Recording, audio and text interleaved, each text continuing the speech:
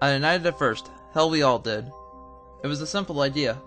Scout the valley, look for prime locales to build, and report back. It was a large and desolate place. To be honest, I hated it. Being there was suffocating. I had heard about the bloody history of the area as a child. Yet, they didn't like to teach that in our schools. That was something most students shouldn't have to learn about. There was just an awful, eerie aura to the place.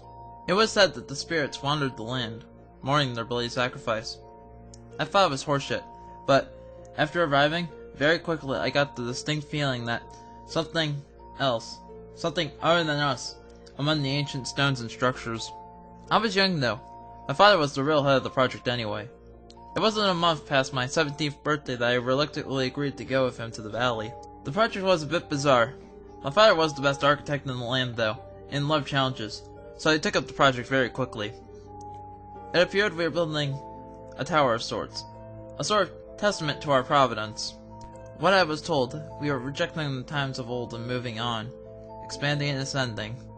Those words always stuck with me, mocking me, expanding and ascending. Essentially, we were building some sort of staircase to heaven. It's supposed to be a light on our scientific achievement and advancement, blaspheming the old gods and dropping our old legends. Dad believed that this was the golden opportunity to shine, being the idealist he was. I disagreed, but I wasn't completely sure why. It seemed to me that this tower was almost a sort of mockery to the very foundation that we'd build our civilization on. Like a rebellious teenager full of so much angst, we would build an idol to give a finger to the old gods and goddesses. Dad obviously disagreed, and got everyone together to head out. We had no idea what we would find, nor did we ever believe we would walk into the Pandora's box that awaited us.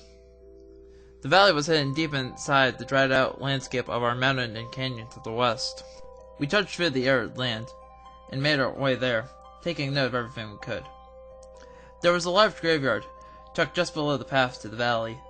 Briefly we looked for the gravekeeper, but he was nowhere to be found. Regardless, we stopped there and camped out for the night. I couldn't sleep that first night.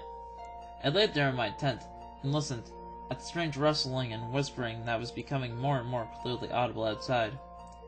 It sounded as if something was moving.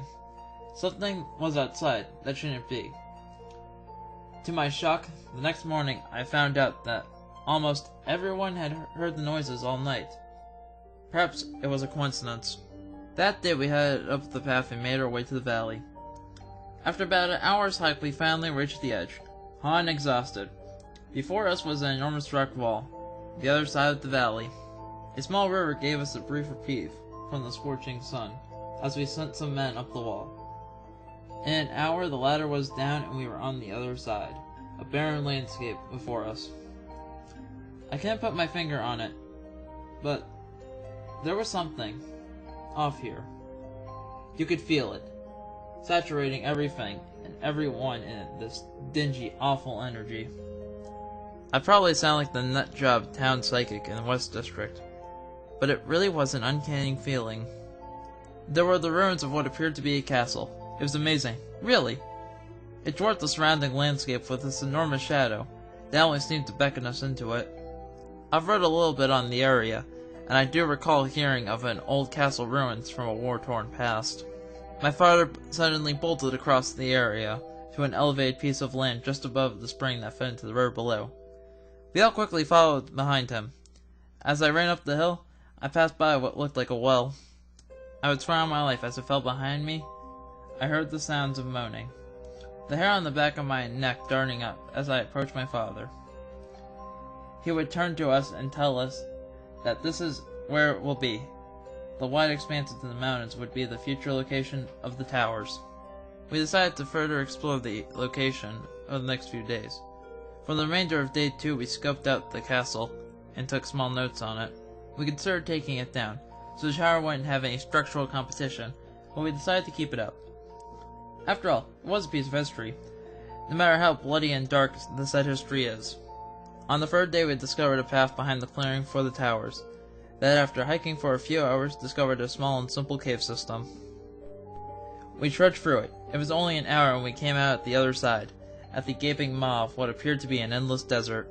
It really did seem to be infinite, with flowing sands and hazy brown clouds that seemed to stretch out far beyond our horizon.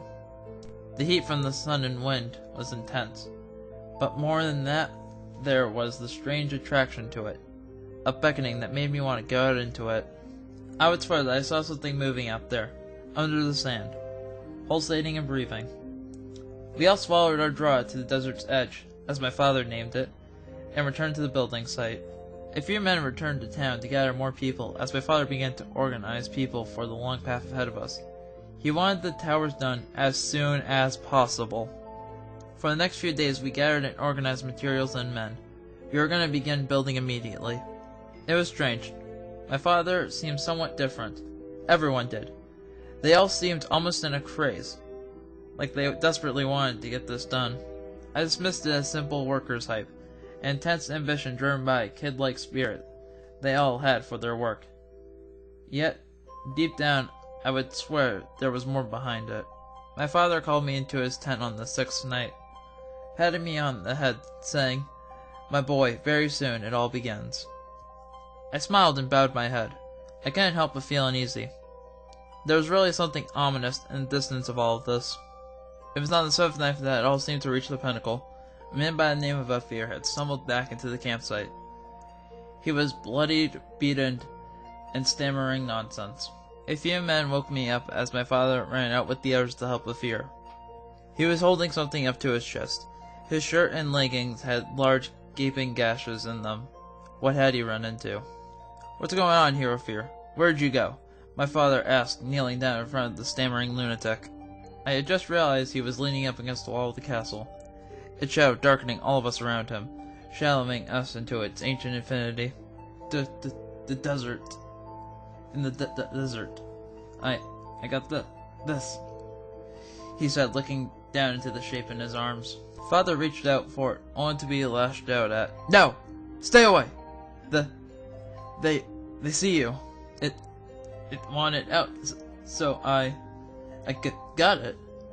Now, we all get what we want." Everyone looked around. What the hell was he talking about?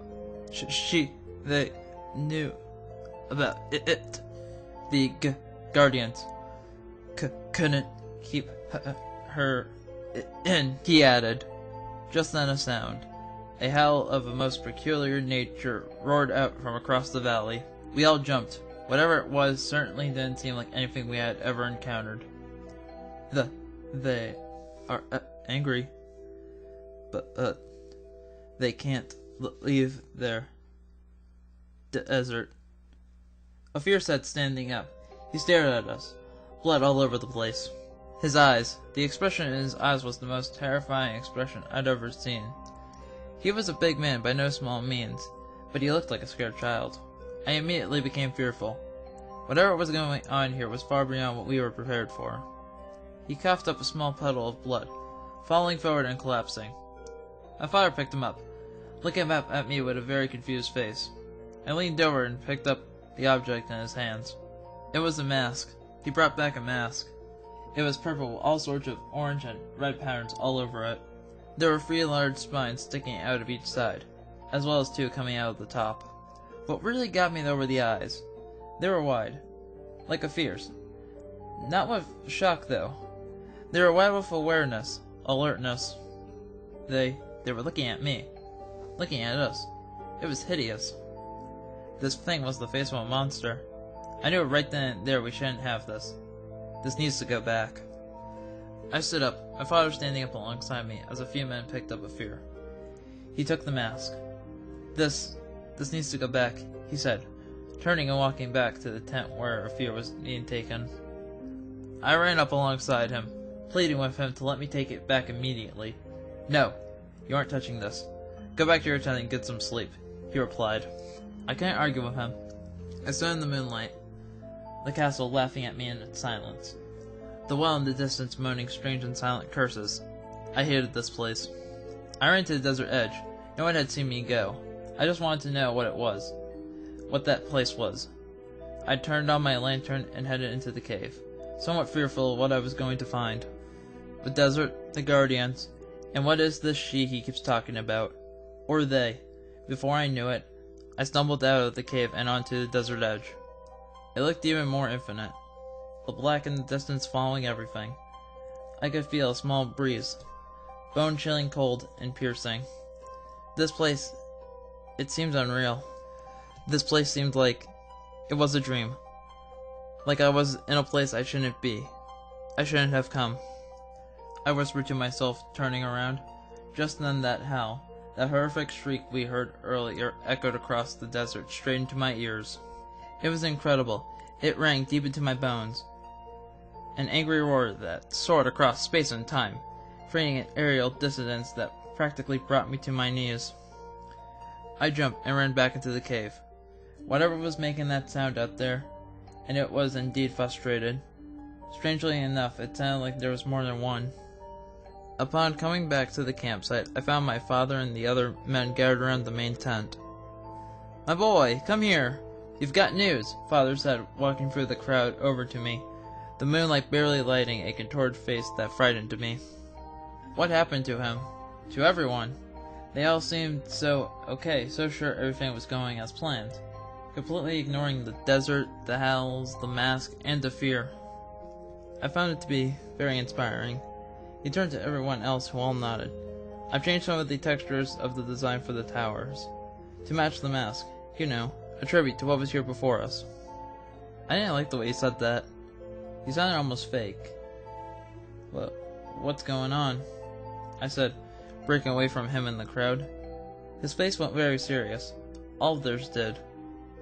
"For Majora, son, we're doing this for Majora," he said, looking over towards the site. Majora, it stung in the air when one muttered that name. I looked at everyone.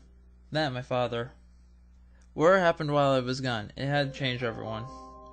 We would begin building the towers soon, and no matter what I couldn't escape the mask. That thing, Majora. I returned to town the next day, leaving father, the project, and everyone else behind. I couldn't stay there, not with the reminder of what happened that night. To this day, decades later, in my dying years, I look west to see those things, those blasphemic idols. Father died years ago. I gladly continued his construction legacy the best I could, the only way I could remember his old self. When he returned from the mountains those years ago, he had changed. Silent, staring out into space. I would watch him and take care of him with my wife in his dying days. In the end, when he was on his deathbed, he called me to his side, a bizarre look on his face. He never said anything. He just widened his eyes and stared at me. He watched me as he died. No, Majora watched me as he died. I will never forgive a fear. I will never forgive that fucking mask. I will never forgive anyone for what happened.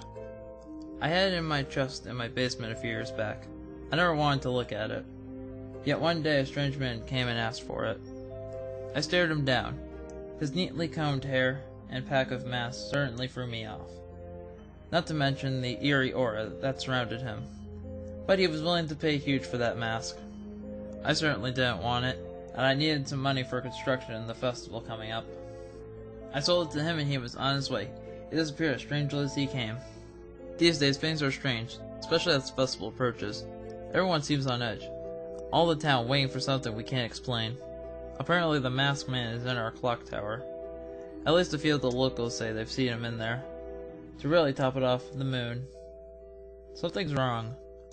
Looks as if it's getting bigger. Getting closer. Some of the people say they could see a face on it. A wide and angry expression. A few times I have looked up at night, and I would swear that I would see Majora's blazing, horrific eyes on it.